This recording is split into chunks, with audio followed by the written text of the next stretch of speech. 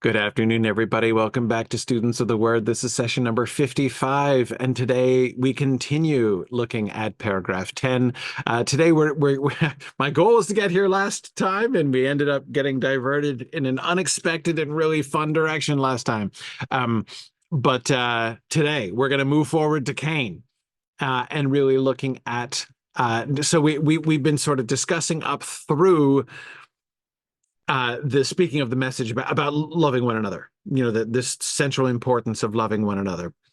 And today we're going to go into his immediate segue, that is within the same sentence segue from loving to slaying, right? Why does he go there? Why are we talking about Cain? Exactly. So we may end up jumping backwards as we so often do, but let me go ahead up into paragraph 10 here. And we'll try to remember reading the English translation of this first highly syntactically unusual sentence as we've been discussing. For this is the message which you have heard from the beginning, or because this is the message which you have heard from the beginning, that we are to love one another, not as Cain, who was of the evil one and murdered his brother. And for what reason did he murder him? Because his own deeds were evil, but his brothers were righteous. Okay. Now well,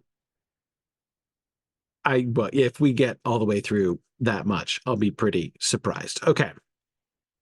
So we've been looking a lot at the complicated syntactic relationship between the different elements of this sentence. And first of all, can I just pause for a second and say how much I love doing this, how much I appreciate this. And also, I feel, and the more we study First John, the more convinced I become that what we're doing here is like what John wanted to be done. That is to say, I think that this epistle is very much written in a genre which is almost demanding to be read in the kind of way that we are. It's really slowly thinking it through.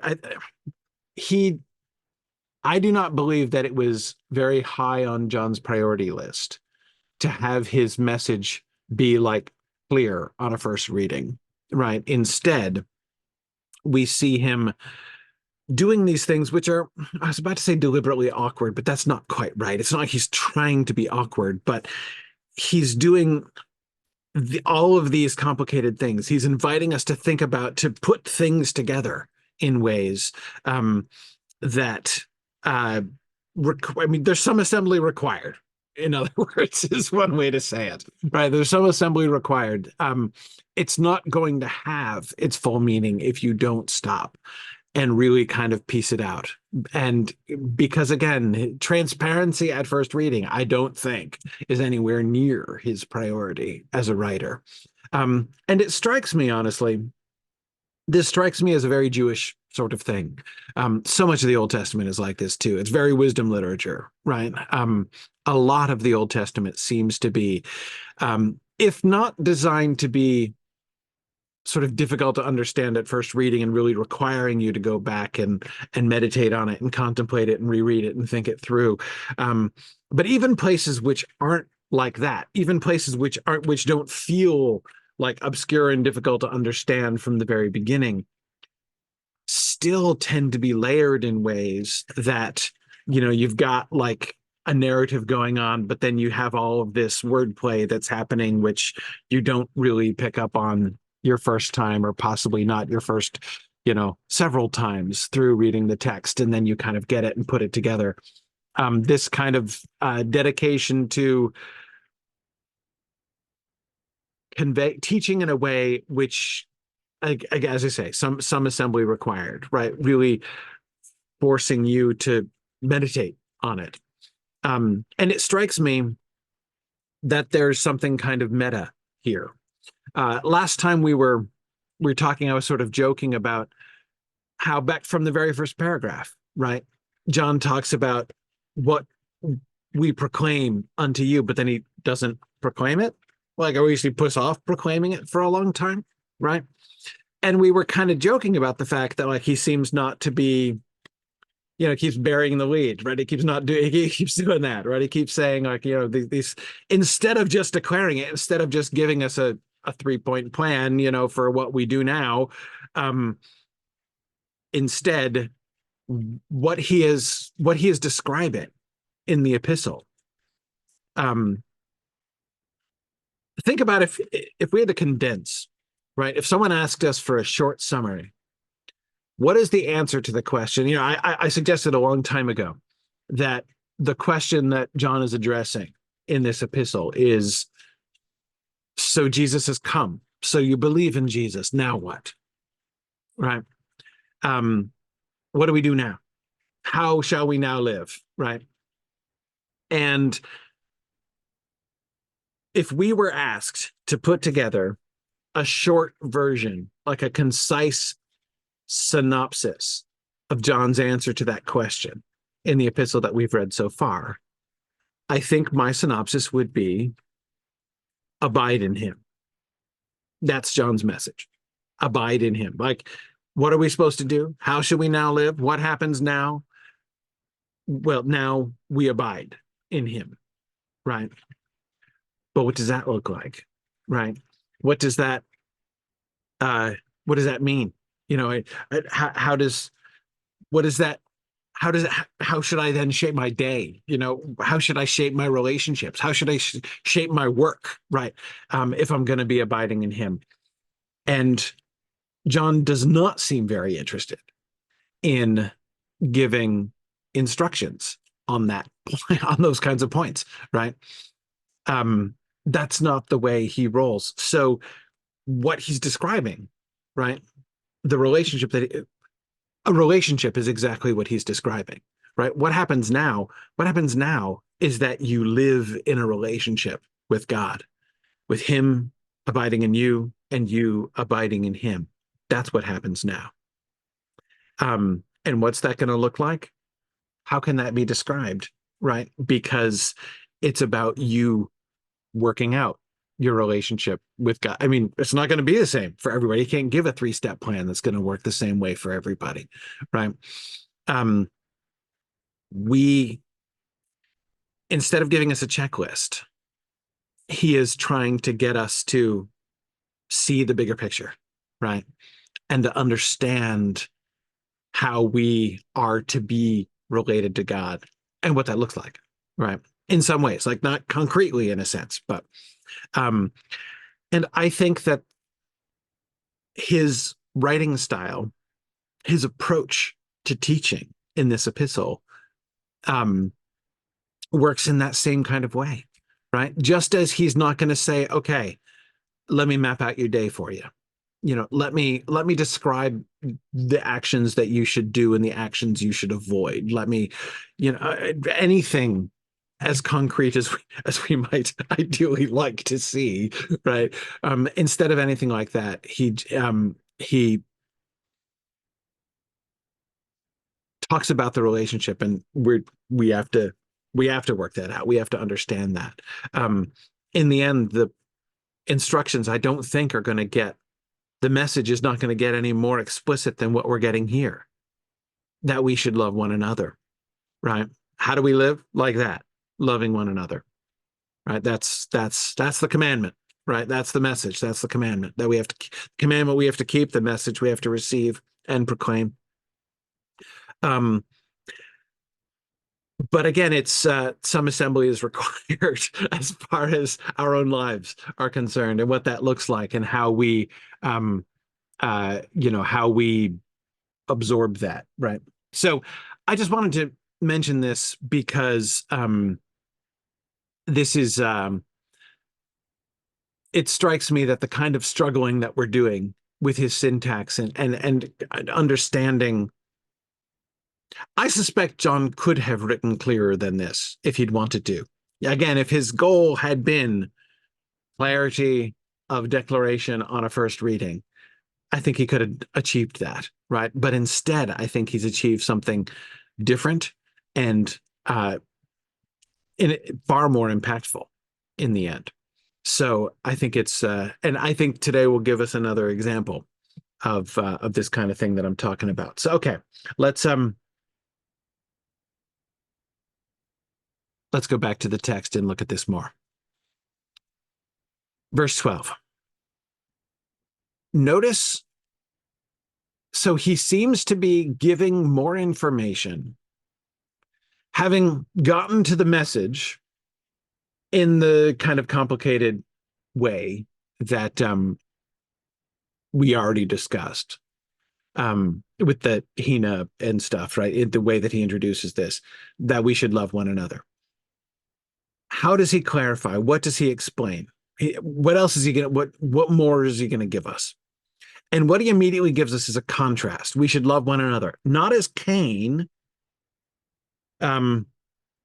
which seems a low bar for loving your brother, right? I mean, but I don't think his intention is confidence building here, right? Well, hey, actually, pretty sure I'm loving my brother better than Cain did, so hey, excellent, right? But again, I think that that's clearly not only his point here. Not as Cain of the out of the from the evil one. There's that ek tu ponero that we had talked about before, which is from that same kind of ek phrase, the one who is like a child of, derived from the evil one, from the, which I think is synonymous with the accuser, the diabolos that he was talking about before, who was of the evil one, and esfaxen, tonadelphon auto, and slew. Now, this word slew, this is a violent word. It doesn't just mean kill. It means butcher. Like what you would do to a sacrifice. So it's not just like that. You wouldn't use this word necessarily if you're, I mean, like you might use it polemically, right? Or like for hyperbole or something. But if somebody like gets mad and hits somebody else and kills them, you haven't necessarily esfaxed the other person. Like this is, again, it's describing butchery, but very significantly, I think, what you would do to a sacrifice. It's really interesting. This word only appears in two epistles, in two places in the New Testament, as Foxen. 1 John, that is this verse twice, and then tons of times in Revelation. It's all over the place in Revelation. The lamb standing as if it had been slain. And if you think about whenever it says the lamb that was slain in Revelation, that's this verb, right? I think almost every time it uses the sfaxo verb in Revelation. But it's not just about the lamb being slain. It also talks, like whenever you think about like those who were slain for the witnesses under the altar, right? The martyrs who were slain. It uses that word for them. When the beast from the sea takes the wound on his head and is slain, that uses that. It uses the verb there too in Revelation 13. It's all over the place in Revelation. It uses it, I don't know, like many times, right? The beast is as if it had been slain. Yeah. But a lot of times about the lamb. Anyway, so it comes up a bunch in Revelation and here in John. So it's an uncommon verb in the New Testament. And when it is used, it is again, it's a violent word.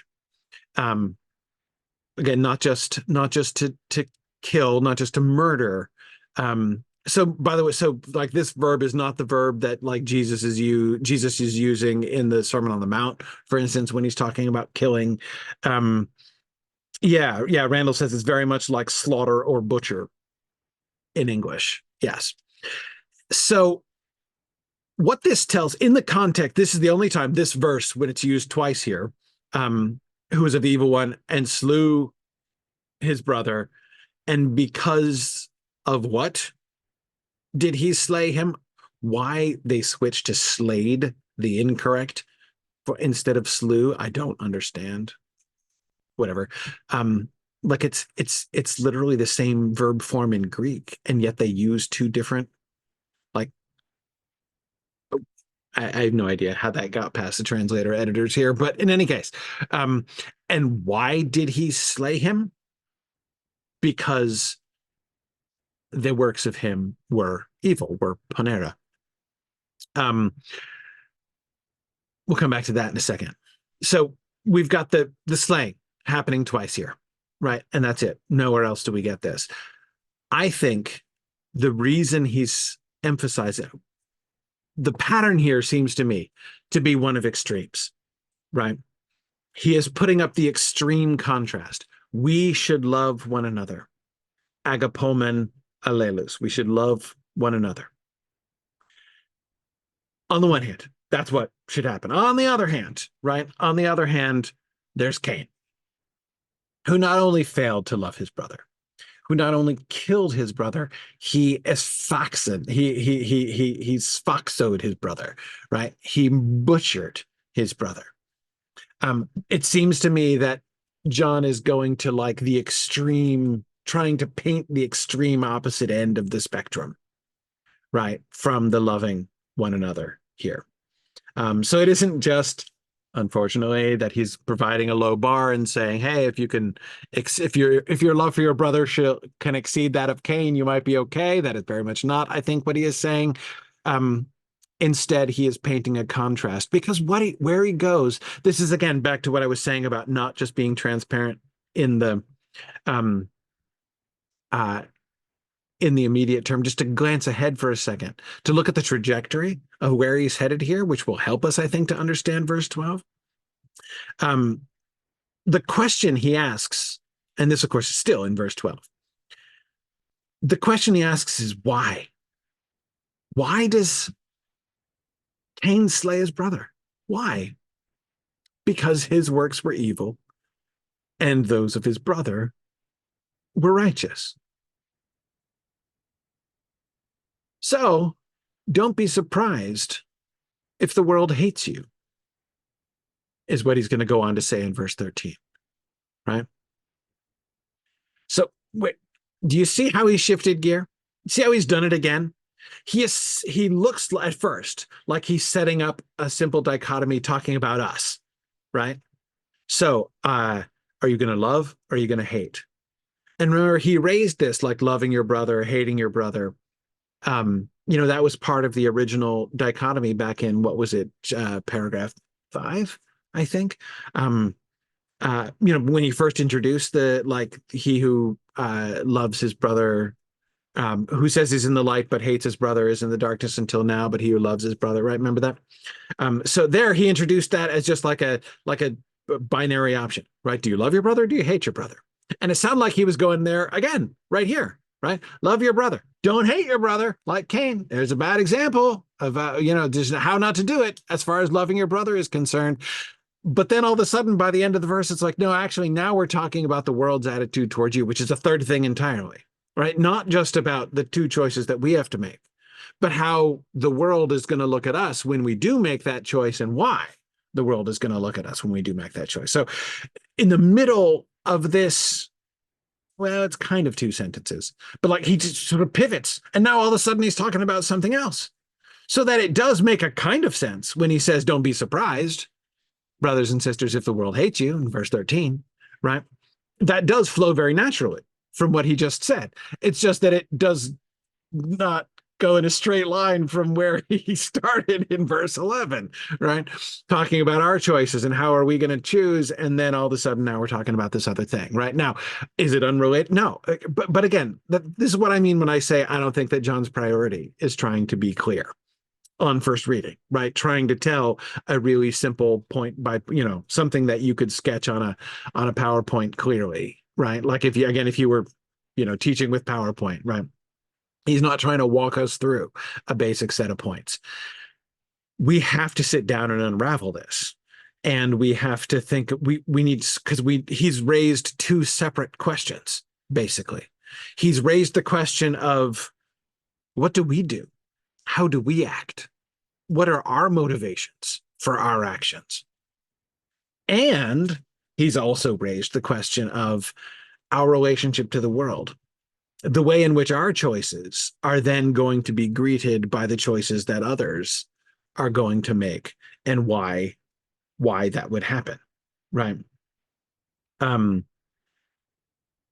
yeah. So um in instead of doing those two things separately, right, like establishing the one point really clearly and then saying, also, by the way, in related news, the world is going to hate you, right?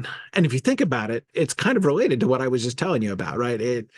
There's none of that connecting tissue in John. He just does them both at once and leaves us to untangle it, right? Leaves us to think it through.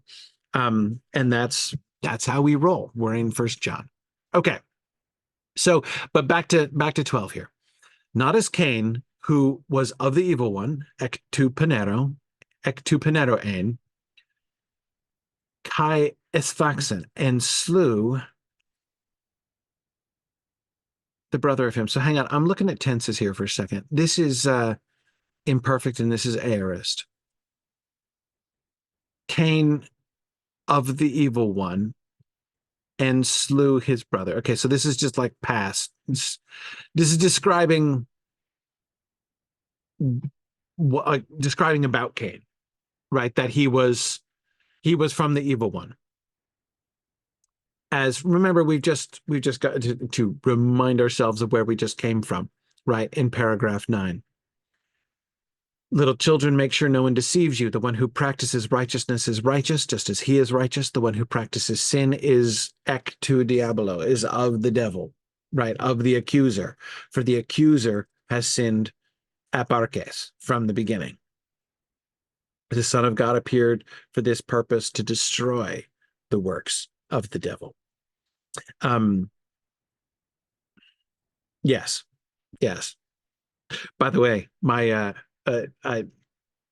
side note, um, but worth it, and I won't take long on it. Um, Back up in verse 8. So you'll remember when we were spending some time looking at that word destroyed, luse, right? So that he might lose, that he might undo, he might pick apart, he might unravel the works of the devil. Um, I was noticing it's not exactly the same verb, but it's based on this. When Jesus says in the Sermon on the Mount that he has not come to destroy the law, he's using that same word. Like, this is what Jesus is not doing to the law. He came not to loose the law and the prophets, but instead, John tells us he's come to loose the works of the accuser. Anyway, sorry, that was just, I jumped out at me when I was studying the Sermon on the Mount this week, and I was like, whoa, hey, wait, I know that verb. Anyway, okay, so this question of people being born of God, being those who are ek who are ek God, right, versus those who are ek to diabolo, right there, right. That is the dichotomy that we were looking at in the previous paragraph, and that's what he's building off of here. So he's already explained this, and so he just tags it. Cain, ek tu ponero, ponero. Now, what are we thinking of here? What should we be recalling when he uses Panero? What he's always doing this with his word usage, right? He's always making these links between different passages.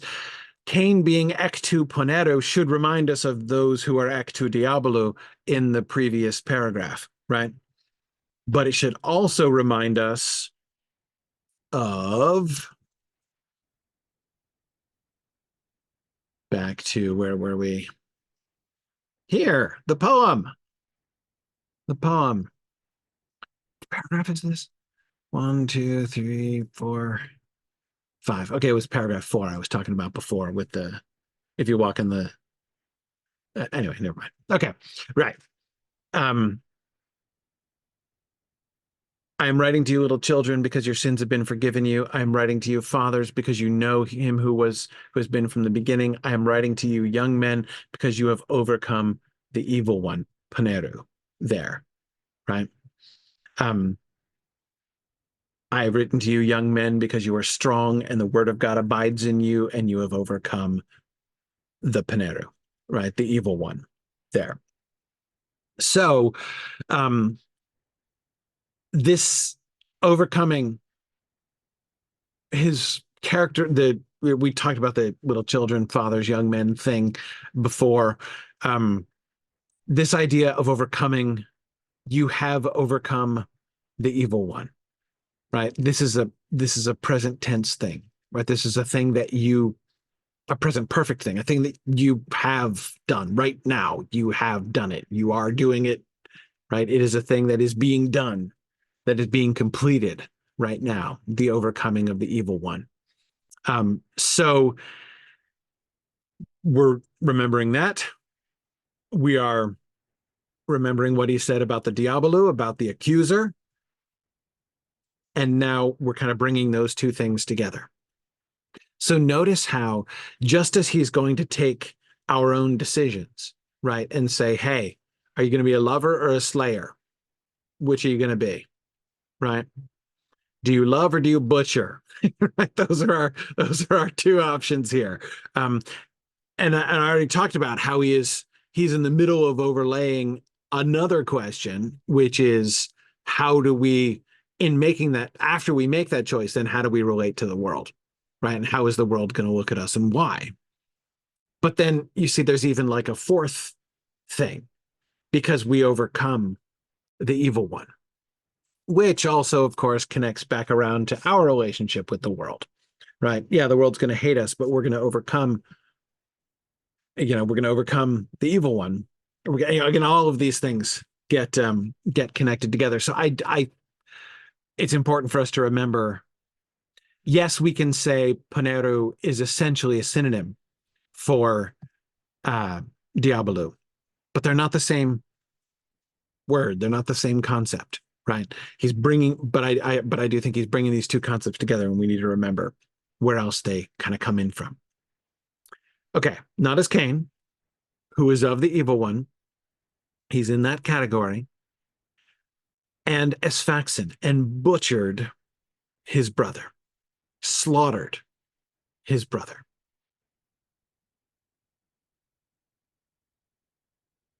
So Esfaxin and Agapomen are the two things that again are being kind of loving and slaying, right? Um,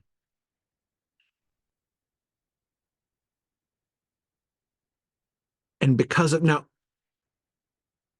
Randall and Aiden and Susan and those of you who know Greek well, better than I, which is so many of you, um, Harin here, that would be the pronunciation, Harin, right? Isn't Kai the sound, which is so much fun, which you don't get to do in English. Harin. I don't remember this. I was excited by a new preposition, new to me preposition, and it's translated because.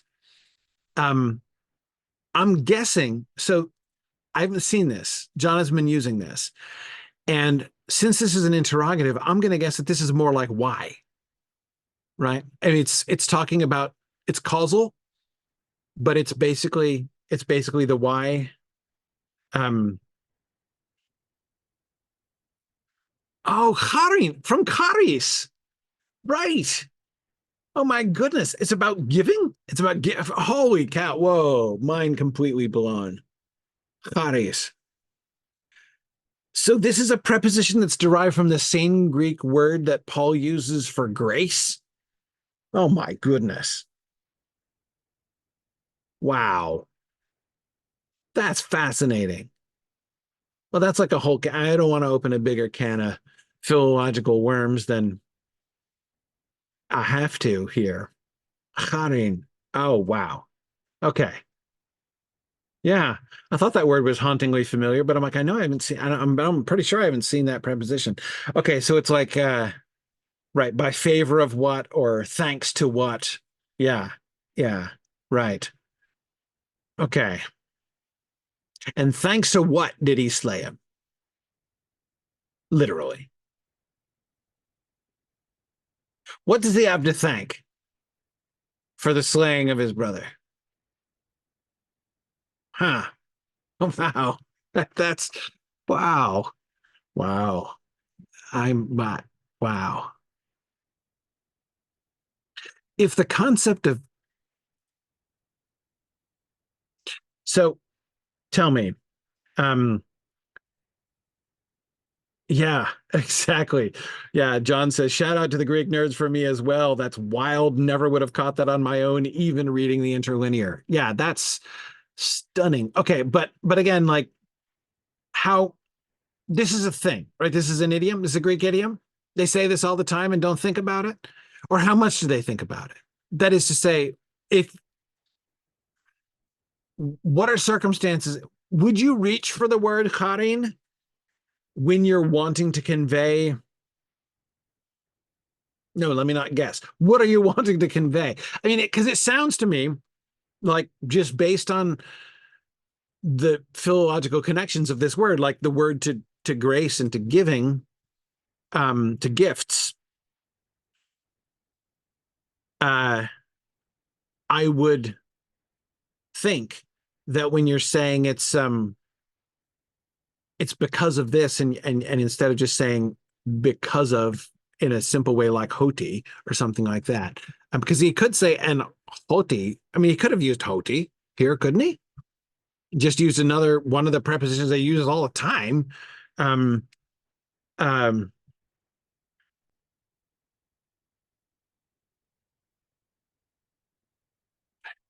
sorry, what I'm grasping for here is it sounds to me as if this because word suggests something not in your power, right? Um, that like it's because of like you did this, you have something else to thank for the fact that you did this, right? Um,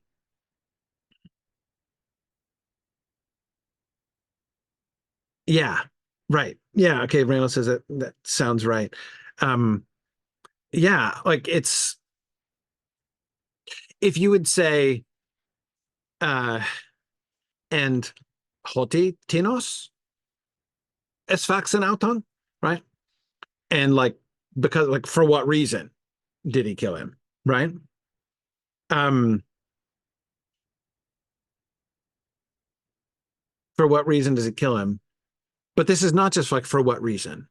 This is like again, and what or whom does he have to thank for the fact that he killed him?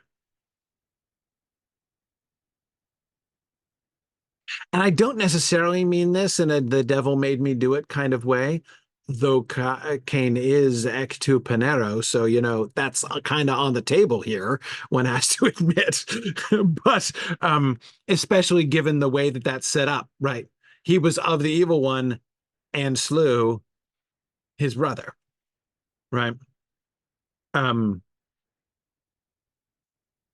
oh, weird. So no, no. What is the LSJ? LSJ. This is some. This is some. This is a Greek lexicon that every. Is that the? Is that the little Scott or something? Um, I don't. I'm not sure. I don't know. Uh, anyway, says lists this as special uses of charin. Um, uh, you can use it to mean in anyone's favor, for his pleasure, or for his sake. Yeah, big general ancient Greek dictionary. Okay. Oh, the Lewis Scott Jones. Okay, gotcha. The big one. So that's the big one. Is that the Great Scott, or is there's that old? I know there was the Great Scott was the in the old days the big Greek dictionary. I thought it was funny.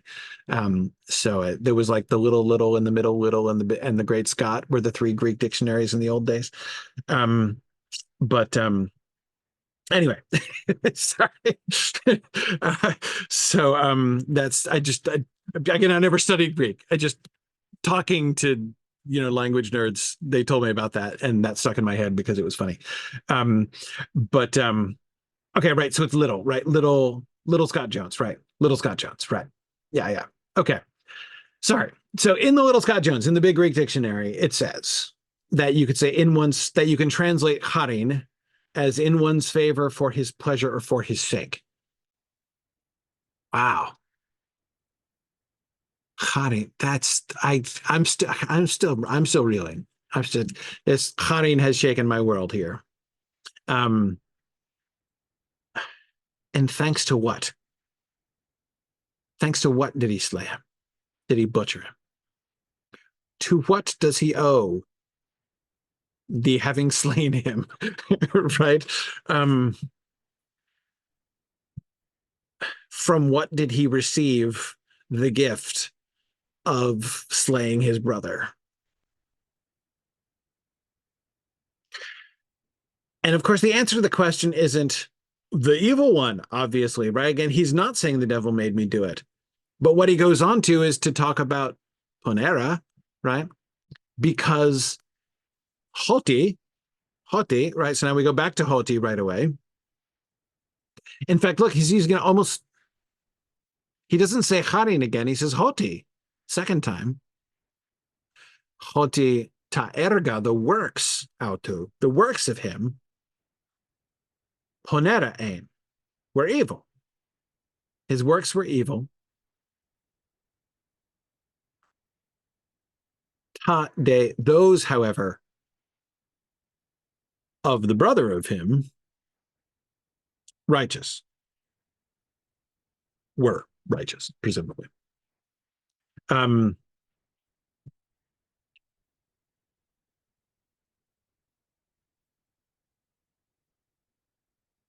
yeah. Okay.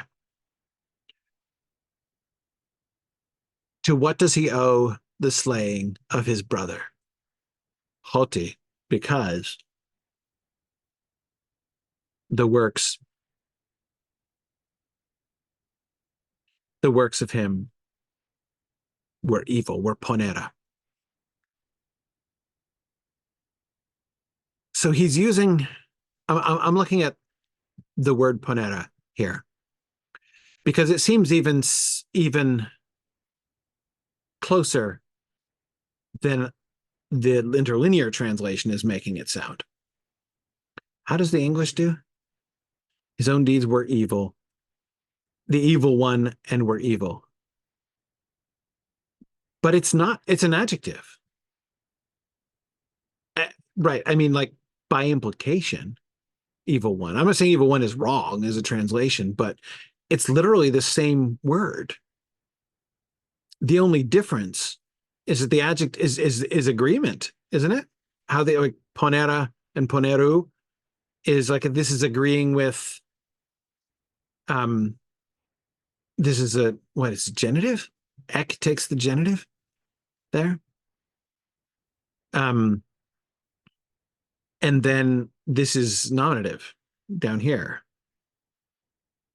modifying works. So it's a predicate adjective, simple predicate adjective the second time. The works of him were evil. Evil describing the works. Um, right. So this is neuter, plural, nominative, ponera.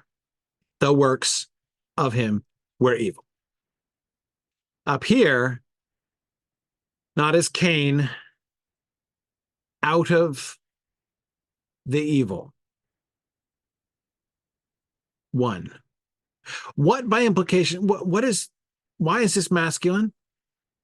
Because it's, what is it? I mean, it's an adjective, right? And I get, again, I get why it's being translated as evil one because there isn't any noun, right? So like who of the evil, um, and it's not used as a noun, like out of like evil as opposed to good, right? In noun form. That's not what I mean. It doesn't seem to be, right? Why is this? Why is this? Why is this masculine? Um, okay, right. Randall says the oo ending could be masculine or neuter technically, but neuter doesn't make any sense in the context of the evil one. Sure. Um, okay, so it's just it's an implied masculine noun. Yeah, yeah. But there isn't anything else for it to agree with, is there? I mean, I'm just thinking of how much John loves to do that thing where he just like points vaguely back at what he said before, like that one, that kind of thing. I mean, that's not this kind of phrase. I just want to make sure, I want to make sure, I don't want to be too simple. Because, of course, see, I'm tempted to say, if I were like teaching out of the English alone here, right? What I would be talking about is the shift from who was of the evil one to his own deeds were evil, right? And there's an obvious link there in the use of the same word, but I would say, again, teaching just from the English, I'd be like, there's a totally different emphasis here, right? Who was of the evil one and his own deeds were evil. And there's a link there, but he's not saying the same thing. In Greek, he seems to be saying the same thing, but I'm less confident in that distinction. Um, uh, yeah, no, I mean, I absolutely believe it. I know we've seen it many times before, the adjective kind of serving as a noun or modifying a kind of implied noun. And we got that we've seen that most. I'm not going to go back in the Greek because it takes more time, but when we got way back in paragraph 5 in the poem, um, this was the same thing. You have overcome the panera. You've overcome the evil. I'm almost positive that that was the case. And of course, I remember that we had the same thing, but you have an anointing from the holy, right? In paragraph 7 as well. So we've seen John do this, not only do this a lot, but do this here, like when talking about evil ones, holy one, like the evil one, the holy one. Um, when he's kind of talking about this dichotomy. Um, yes, yes. Um, right. Aiden is pointing out that this is the same word, ponero, poneron is the same in the Lord's Prayer. Um, deliver us from evil, or the evil one, right? It's the same usage. It's the same usage there. Yeah. No, again, this is not me trying to be like a wise guy and say that I think that the English translation is mistranslating the beginning of verse 12 there, that it doesn't mean evil one. What I'm trying to parse out here is given, so you've got the same adjective, right? And one time it's clearly modifying a noun, and the other time it's modifying an implied noun, but it's standing on its own by the normal usage, right?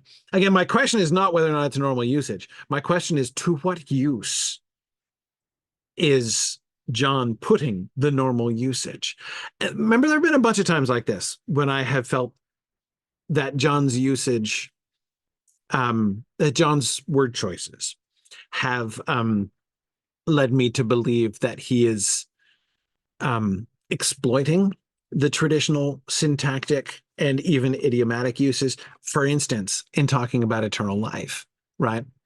I am more and more convinced that he is deliberately playing on what would have been a standard phrase for Greek speakers, and which a native Greek speaker would probably not even think about twice, right? To talk about the life of the age. But John, especially not being a native Greek speaker, but even apart from that, John, coming from the point of view that he's coming from and teaching about what he's teaching about, takes this phrase, the life of the age, and says, well, hang on, I want to lean into that idiom a little bit, right? I'm going to take what is, a sort of a metaphor, or even a kind of a mythic illusion so common and so vague that it has lost its meaning to most Greek users, and I'm gonna infuse it with some new meaning, especially in a Jewish context, thinking about the Messianic age, right? Um, so too, I think I wonder, especially since this this verse, right? This little constellation of sentences seems to me exactly to be putting question on the relationship, to be putting pressure on the question of the relationship between Tupaneru, the evil one, and Ponera, his erga, ta erga autu Ponera, right? Um, and and again, it does seem to me as a hypothesis that not being a native Greek speaker, John would be, sort of readier to kind of lean on these things and not take them essentially for granted. Um, Stephen says kind of like Paul repurposing the temple of the unknown God. Yeah. So, or Paul repurposing the word charis, for instance, right? I mean, for crying out loud. But uh, yeah, yeah. Um,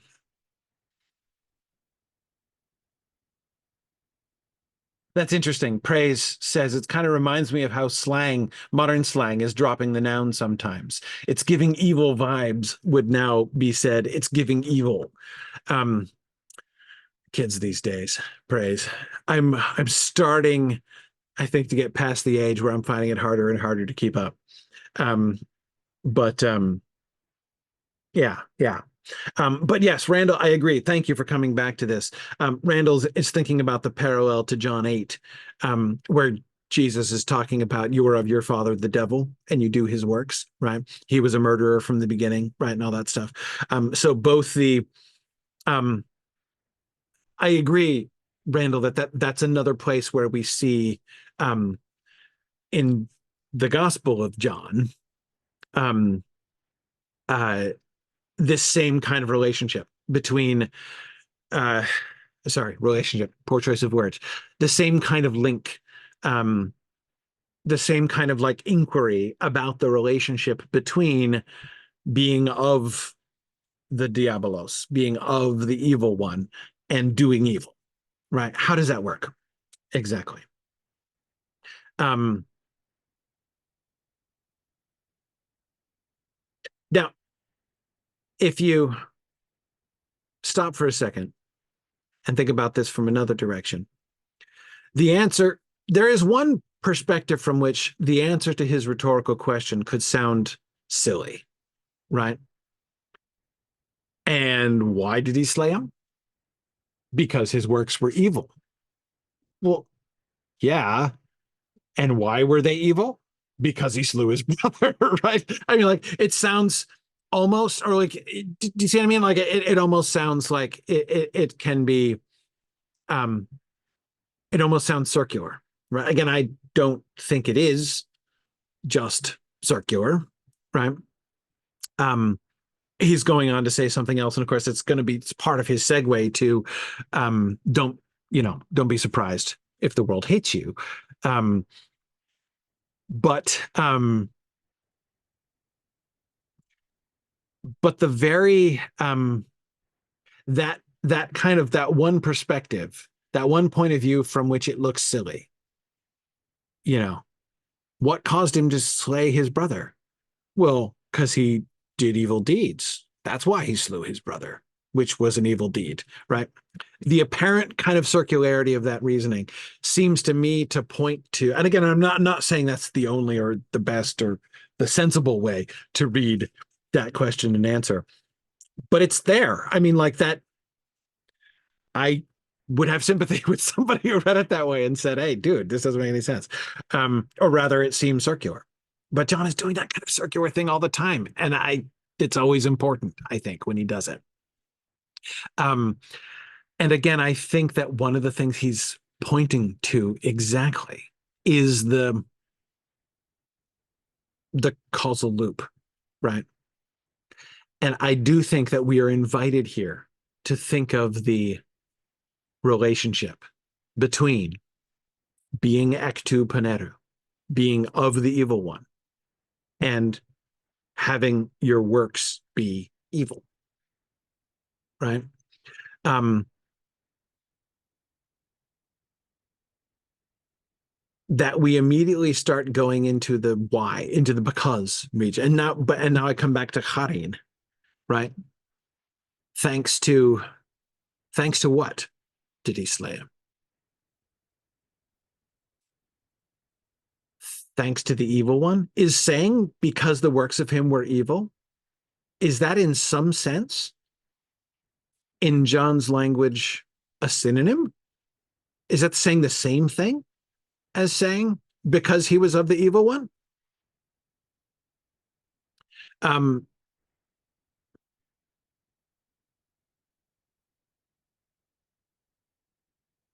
I go back,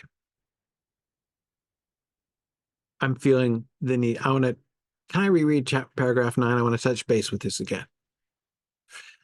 These absolutist terms, which made us so uncomfortable, made me anyway, so uncomfortable while reading through, and we talked about this for so long. But remember, we're talking about this in terms of this is, in part, him kind of taking the future and bringing it into the present, right?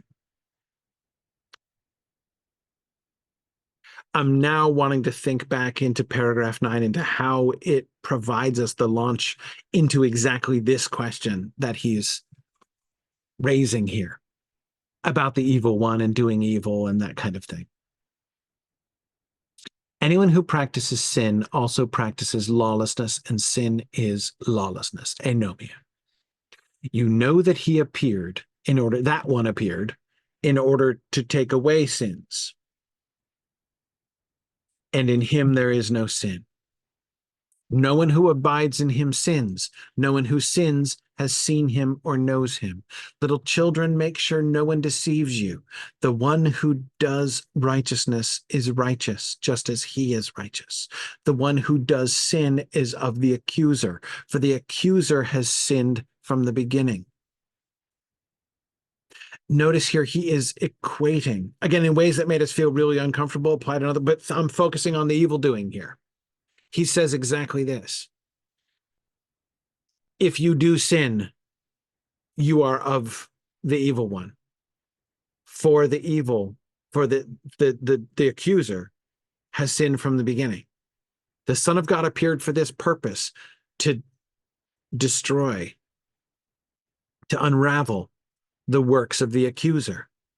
No one who is born of God does sin, because his seed abides in him, and he cannot sin because he is born of God. Circular reasoning there, right? As we discussed.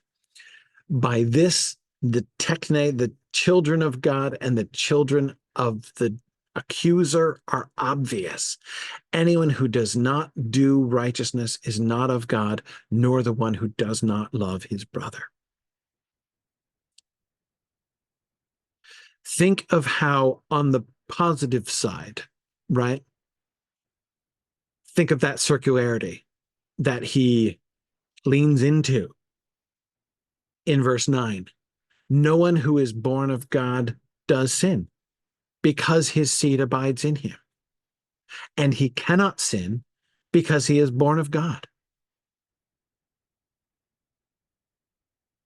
By this, the children of God and the children of the accuser are obvious.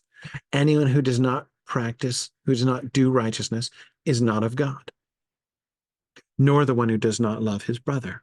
So, love your brother, not as Cain, who was of the accuser, who is of the evil one, and butchered his brother. And what did he have to thank? Whom did he have to thank for the butchering of his brother? Because his own works were evil, were the evil, were evil. Because he's of the evil. No one who is born of God practices sin, does sin, because his seed abides in him, and he cannot sin because he is born of God. Everyone who is of the evil does sin because he's of the evil. And he does sin. And who does he have to thank? Because he is of the evil one. You see what I mean? Like it's a similar the circularity seems to me similar. That's what was niggling me. Was why I went back to because I had this. I often have to do this, right? I'll have this like niggling memory of something, and I'm like, hang on, wait, my something, my this other passage is relevant alarm is going on in the back of my brain, but I can't put it together. That's what it was. Um,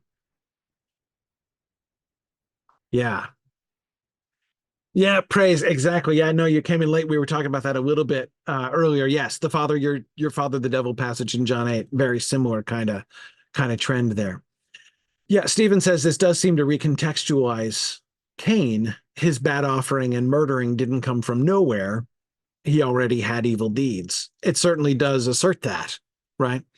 And I do think that our passage here in paragraph 10 is not attempting to do a reading of Genesis 4, right? Um, it is taking Cain as an exemplar in one sense, but it is absolutely, again, it's not saying like based on what we see in Genesis 4, we already know that Cain, you know, his works were evil, right? It doesn't even say that about the sacrifices exactly, right? Um, but but you know what I come back to? Let's assume that John is a good and careful reader of Genesis 4. Remember what Genesis 4 does say about evil and Cain? About sin. It's interesting because if I remember correctly, this is the first time sin is talked about. And this is the first appearance of sin, not literally like first time anyone sins, but the first time that sin is discussed as a concept in the Bible is when God warns Cain and says that sin is waiting for him, is like crouching in wait, like an animal that wants to eat him. Um, but he goes out and kills his brother anyway. That is to say, sin or evil is persona. Yeah, it's lurking at the door. Praise exactly that. Thank you, John, for quoting that. If you do what is right, will you not be accepted? But if you do not do what is right, sin is crouching at your door. It desires to have you, but you must rule over it. Yes, that's the verse. Genesis 4:7. If you do not do what is right, sin is crouching at your door. It desires to have you, but you must rule over it. So in this, what I think is the first, again, sin obviously is involved in Genesis 3. Newsflash, there's sin involved in Genesis 3. Um, but sin as an idea isn't discussed in Genesis 3. Right? It's too busy talking about what's happening in Genesis 3. This is the first time that this kind of concept comes up in Genesis 4. And in that reference to Cain, sin is crouching at your door. It desires to have you, but you must rule over it. So Cain is associated with sin, but separated from sin, right? There's him over here and there's sin over here. And it talks about the relationship between him and sin. Either sin is gonna, it's crouching like an animal, right? Waiting to pound like a lion or something, waiting to pounce on him. So it wants you, like it's gonna eat you or something. Um, but you must rule over it. And I am not a Hebrew scholar. You'll be shocked to hear this. I know less Hebrew than I know Greek.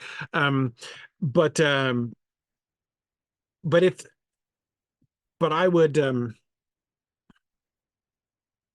wager, uh, if it were not sacrilegious in some sense to wager on if I'm like laying bets on the biblical word usage, that's probably not a good sign. But in any case, I would wager that the word rule, you must rule over it at the end of that when he says what he must do with sin. I bet you that's connected to the verbs that are used earlier in Genesis about ruling and subduing the beasts in the world. Certainly, it seems to be appealing to that kind of concept, right? Cain is being told that he needs to bring order to his little internal world here, right?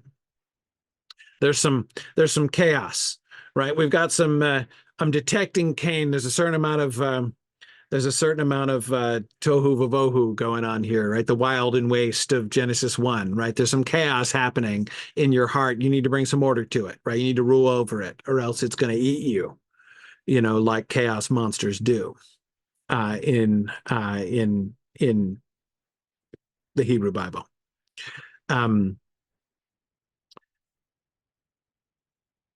anyway, the point that I'm getting at, the reason why this is relevant is that this question of the relationship between Cain and sin, between Cain and evil, and having that phrased in a in the way of having the evil being at least metaphorically referred to as an external being with which Cain is in well with which Cain is in a relationship, and he has to choose which relationship it's going to be, right? Is it gonna have him, or is he going to rule over it, right?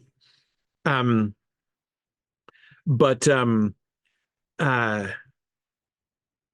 anyway, that feels to me relevant to John's usage of Cain. Like I'm wondering, I almost have to assume, unless I have reason to the contrary, that I don't think John is just chucking out a reference to Cain without thinking about the text, right? I'm guessing he's spent some time thinking about Cain. And considering that we're talking about the evil one and what is the relationship between evil and Cain, seems to me relevant here. In fact, I think that even saying Cain ektu poneru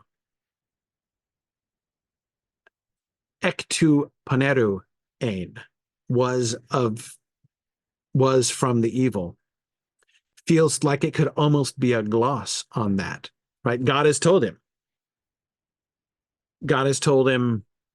um, these are the two options. You're going to have one of these two relationships with sin, and we know where he goes, right? That's before the fact. After the fact, after he butchers his brother, now, in retrospect, John says, well, there you go. Why did Cain kill his brother? Because he was of the evil, right? Um, and you know what this reminds me of? This reminds me of what I was saying about paragraph 9, about how uh, the time and causality references are getting kind of collapsed by John here. Just as he takes that future vision of what we shall be, right? And is kind of importing it, talking about us in the present as if that thing, it has not yet been revealed what we shall be, right? But he talks in paragraph 9 as if it has been revealed, right? As if like that is who we are. And this is why I think paragraph 9 gives us someone, again, the whole issue with paragraph 9 is the whole stable state thing, because it makes it sound like it's over one way or the other. Like there's no I'm kind of like, I sin sometimes, and I hope to decrease my amount of sin over time. Like it's just boom, all or nothing, right? The reason it feels all or nothing is because of that, the combination, the overlap of the present and the future that he's doing. Here he's doing an overlap of the present and the past, right? From the point of view of Cain pre-murder, he's got a choice. Either sin is crouching, it's either gonna have him, or he's gonna rule over it, right? To the Cain of that moment, it's not a stable state, right? It could go one way or the other. We know what happened, right? To us in the future, looking back at that past event, it's stable state. He can now look back and say this: Cain was of the evil one and slew his brother. I mean, QED, right? It has been proved. It has been proved because he killed his brother. And if he killed his brother, he was of the Paneru, wasn't he? Obviously. Does that mean Cain never really had a choice? Well, no, again, that's not how he's talking. So again, this is what you see how we could get into the same kind of problem. Um, and I think for the same kind of reason, because he's taking now a past example. Again, he's overlaying past and present as he was overlaying future and present before. It's just so complicated to try and talk about. But do you see what I mean by that? Um, yeah. So he is like retroactively attributing causality to the butchering of his brother. He was of the evil one. Of course, he slew his brother. Why did he slay his brother? Why did he butcher his brother? Because his works were evil. See above, re being out of the evil one, being born of the evil one. Just as in paragraph 9, why does nobody who is born of God practice sin? Because he's born of God, obviously. Right. Um, this is uncomfortable because it makes it feel like everything is predestined. Like Cain was as predestined to commit evil as, those who are born of God would seem to be destined to never do sin, right? Um, yes. Okay, so I see both Stephen and Susan are looking ahead, right? Um,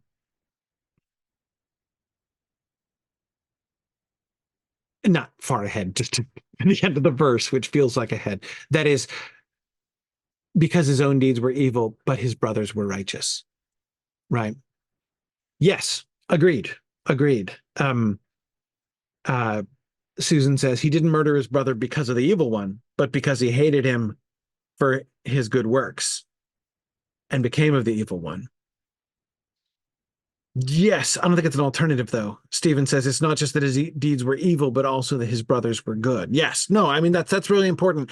The reason I'm kind of staying away for a moment from the his brothers' deeds being good, um, is because this is where again the overlay of the other idea that John is working on at the same time, and I kind of want to keep focused on the relationship with evil. Um, but Susan, I don't think we can merely escape or ignore the circularity because I think the circularity is real here. He was of the evil one. He chose to do an evil thing. Why? Because his actions were evil and his brothers were good. And therefore, having gone on that course, he was then devoured by sin, right? Sin did get him. And now he's of the evil one, right? But it's exactly as circular as no one who is born of God practices sin because his seed abides in him and he can't sin because he is born of God. Right. Um, why can't one who is born of God practice sin? Because he's born of God. Right. Anyway, uh, yes, it becomes a consumption by the evil one. Um, I um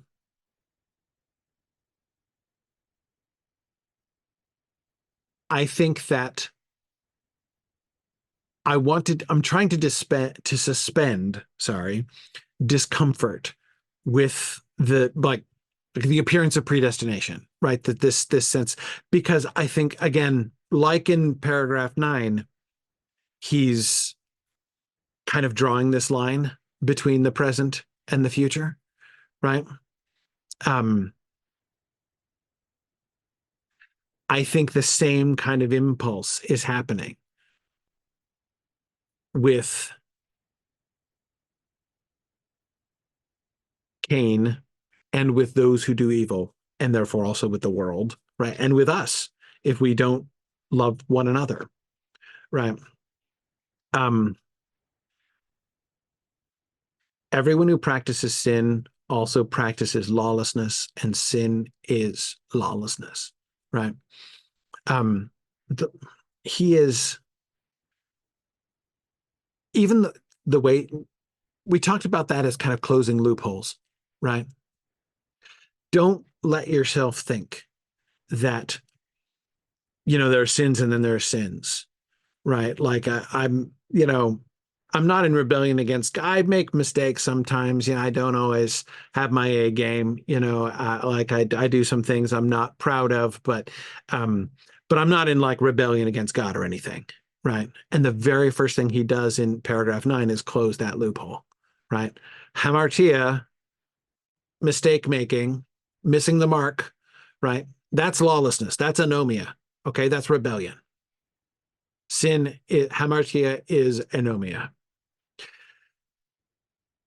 I think that throughout paragraph 9 and into paragraph 10 so far, what he's sort of doing is sort of showing how I don't want to use boiling things down as a metaphor because it makes it sound both destructive and reductive on John's part. And I don't think that that's either one of those things is um, a fair evaluation or description of what John is doing here. But there is a sense in which what he's doing, again, bringing the present into the future. Let's think about that future again. There will come a day. Let's go back and reread the future. See how great a love, what kind of love the Father has bestowed on us that we would be called the children of God. And such we are, present tense.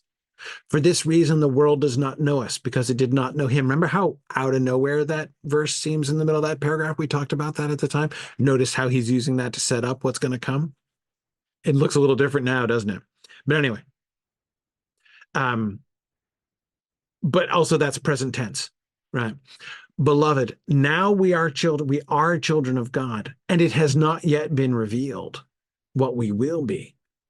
We know that when he is revealed, we will be like him because we will see him just as he is. And everyone who has this hope fixed on him purifies himself just as he is pure.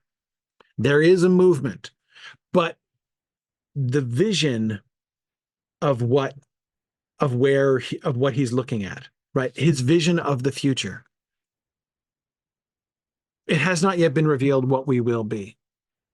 But what does he reveal? He himself reveal about it. We will be like him because we will see him just as he is. In other words, going back.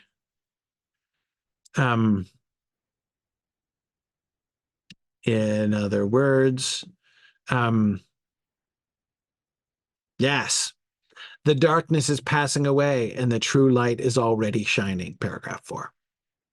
The darkness is passing away and the true light is already shining.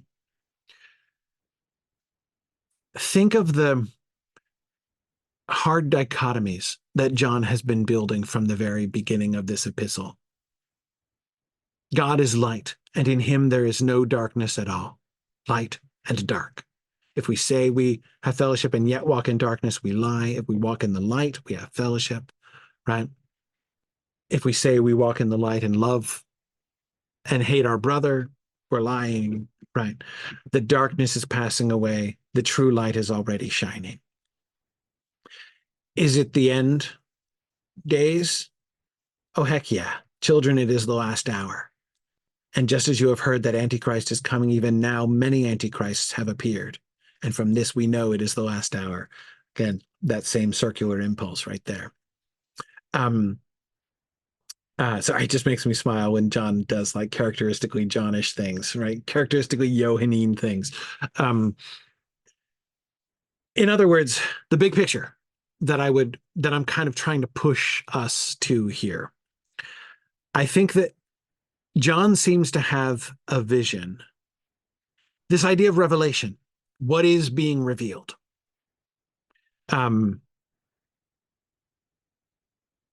this idea of ephanerothe, that's a big verb in John from the aparkes, right? From the beginning of the epistle. When he talks about the revelation of life, of the life of the age, way back in paragraph 1. Um,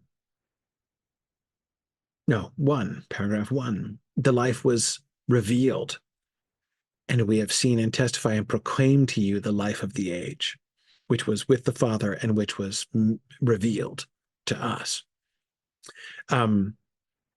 What we have seen and heard, we proclaim, right? What is the proclamation? What is the message? What's been revealed? Light and dark. God is light, and in him there is no darkness at all. And at first, that does not seem to be much of a revelation. Like it's not a news flash, right? Like it's like a stop press announcement. God is light, and in him there is no darkness at all. Like it's pretty basic theology. I'm not saying it's not a profound and important statement, but it's not news exactly that God is light and in him there is no darkness at all. And yet he makes it sound like that's the revelation. That's the announcement, right? As he goes on, as he's building all of these things, all the way down through his vision of the future in paragraph 8, right? When he is revealed, he's been revealed in the past in Jesus. He will be revealed in the future at his coming, at his revelation. When he appears, we will be like him because we will see him just as he is. The true light is already shining. Darkness is passing. The world, think of paragraph 6. Do not love the world. And, if anyone loves the world, the love of the Father is not in him. All that is in the world is not from the Father, but is from the world. And the world is passing away, and its desires. And its desire, its lust. But the one who does the will of God abides to the age.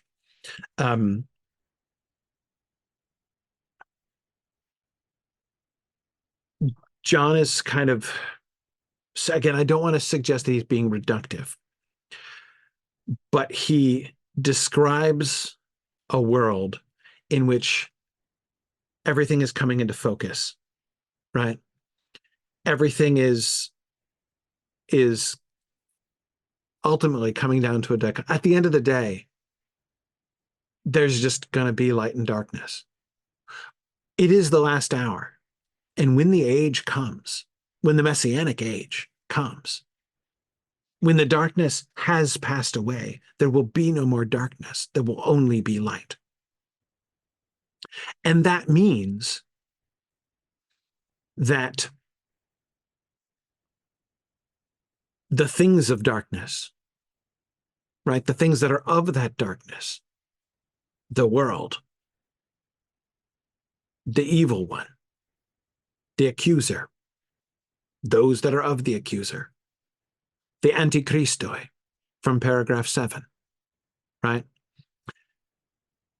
Those things, those people will pass away too. And what is left will be, so you've got the children of God and the children of the accuser. At the end of the day, there's only the two camps. It's a very clear binary system. The reason I think we get into trouble with it is that we look around and we see all these shades of gray, right? And if we try to apply what, especially in paragraph 9, John begins to describe, which is very black and white, very all or nothing. Are you of God or are you of the devil? Do you sin all the time or are you not capable of sin? Which one is it? And of course, right now, when asked to put ourselves into one of those two categories, we get all uncomfortable, right? I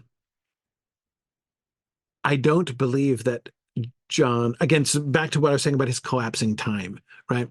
He is not saying there are no shades of gray right now, any more than I think he's saying Cain didn't have a legitimate choice, that Cain was predestined to murder his brother. When God said, you shall rule over it, I think that Cain had a real choice.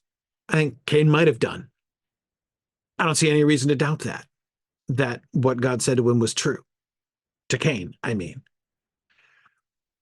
Um, but just as right now, there are shades of gray, right? But the big sort of vision that John has, the vision of the age to come, God is light and in him is no darkness at all. There's not, there isn't, there won't be. When what we shall be, we are children of God right now. And when it is revealed what we shall be, we will be like him, i.e., no darkness at all. That is what we will be like. Everything.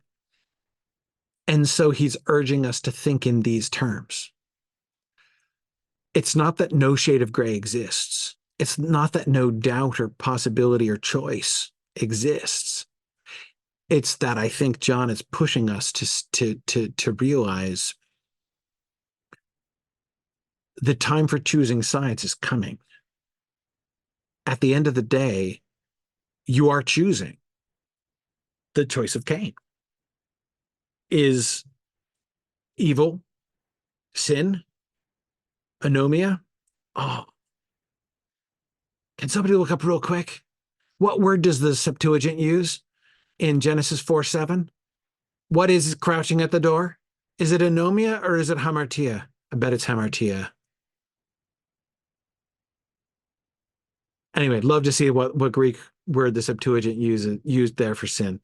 Probably hamartia. I'm gonna guess it's hamartia. Um, which would be yet another reason for John to be like hamartia equals anomia. Um, anyway, okay. So anyway, this is helping me. I hope this is helping you a little bit. Um, what he's talking about is he's speaking in these absolute terms. Cain's choice to slaughter his brother. To what did he owe it? Whom did he have to thank? Whom or what did he have to thank? Harin, for butchering his brother. His works were evil. He was of the evil one. That's the direction Cain chose. In the end, and the end is approaching, there isn't going to be, no gray will be left because the dark is passing and the true light is already shining, right? Um,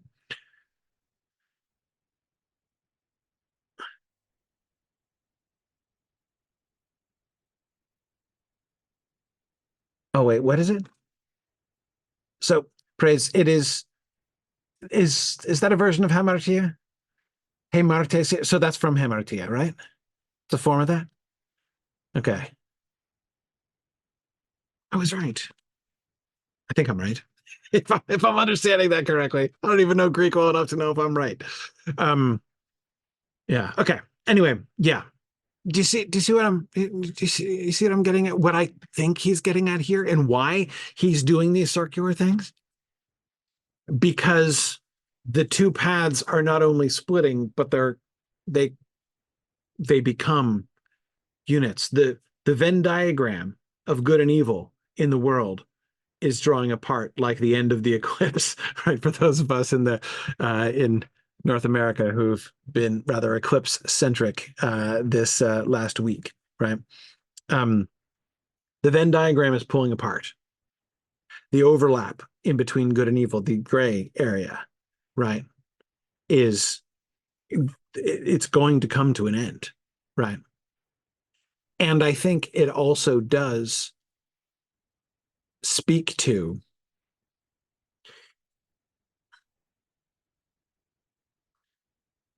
doing an evil work isn't an isolated thing. Remember one of the other themes that I haven't been talking about here in this whole like big picture review that I'm trying to do here. What I haven't been talking about is abiding, right? Um, to do evil works. The one who abides in God cannot sin. Ergo, if you are doing evil works, you are not abiding in God, which means you've left this place and you're going to, if there are the two places, to use a metaphor which John does not use, right? If there are two houses, right? There are two buildings side by side, the building of light and the building of darkness, right? Or the room of light and the room of darkness. We can't walk in evil. You can't walk in darkness and be in the room of light, right? You only do that by leaving the room and going into the other room. You're not abiding in the light room anymore. Again, this is like the language he uses about walking in light, walking in darkness back in paragraph 2. So Cain, it's not that being of the evil one necessarily on a causal level comes before and causes the evil action. It's circular. It's all wrapped up in the same thing. He had a choice. He could have gone into one of the two rooms to master, to rule over sin, or to let sin rule over him. And he chose the dark path and therefore entered the room of darkness. And in there are the children of the accuser, right? Those are the ones who are ek to paneru, of the evil, of the accuser. And because his deeds are evil, that's why he's over there. That's where he's abiding. He's not abiding in the other room, right? And this is why John can speak in absolute ways, even about, like us and sinning and not sinning, right?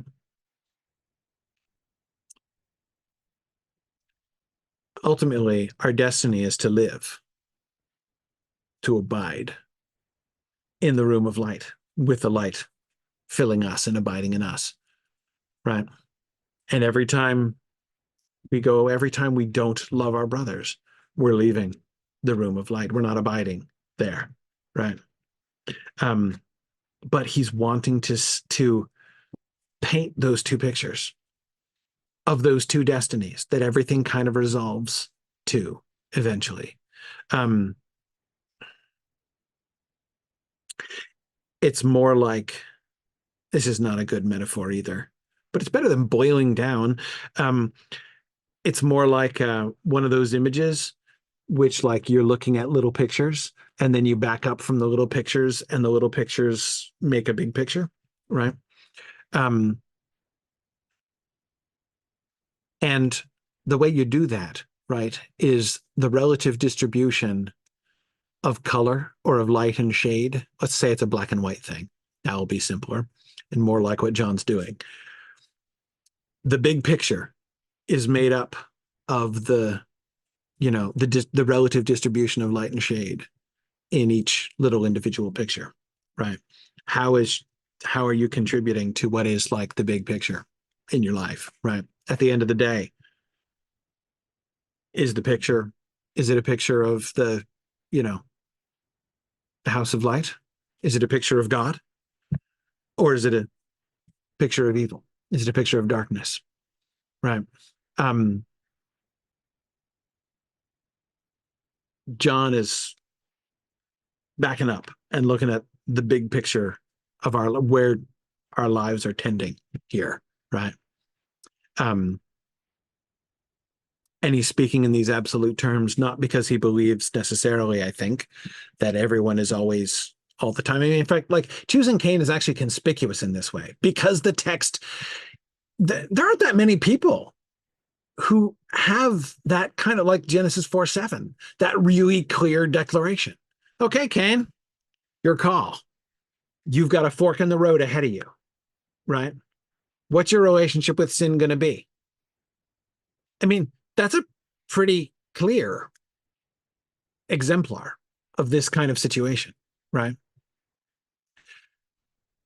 Perhaps Cain is chosen here not just because he is an extreme example. Again, on the issue of loving your brother, Cain is the got to be the top of your list of bad examples, right? But I think it's that, but I don't think it's just that, right?